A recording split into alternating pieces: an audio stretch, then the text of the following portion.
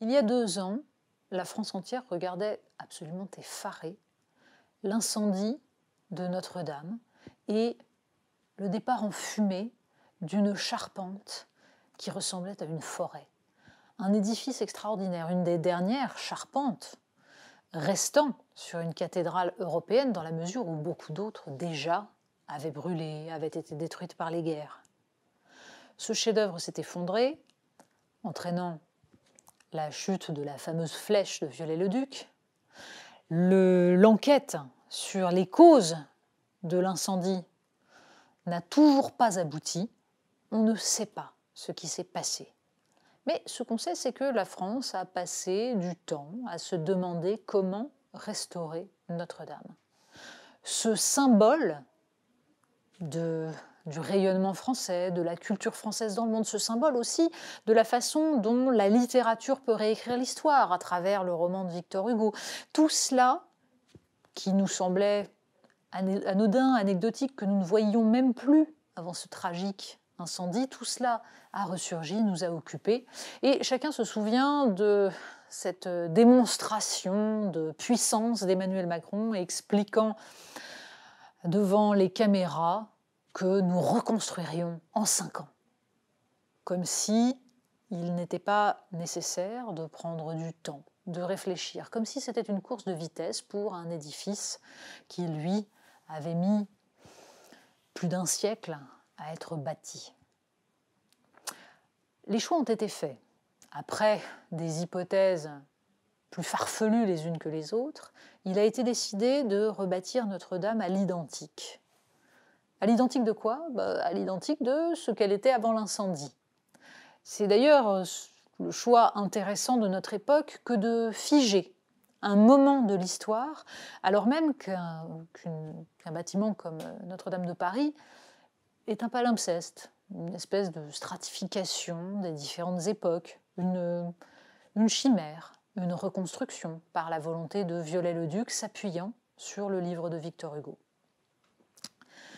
On aurait pu imaginer d'autres choses, mais il est vrai que les projets grandiloquents et délirants ont laissé craindre qu'un futurisme et une volonté d'affirmation d'un pouvoir très fier de montrer ses grandes constructions ont fait préférer la reconstruction à l'identique. Il y a maintenant 1 mois a commencé l'abattage des 1000 chênes centenaires qui permettront de reconstituer la charpente. Immédiatement, une pétition a dénoncé un écocide.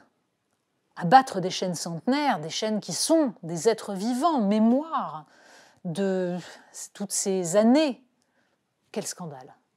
Bon, à ceci près qu'en fait, on abat en permanence des chênes centenaires.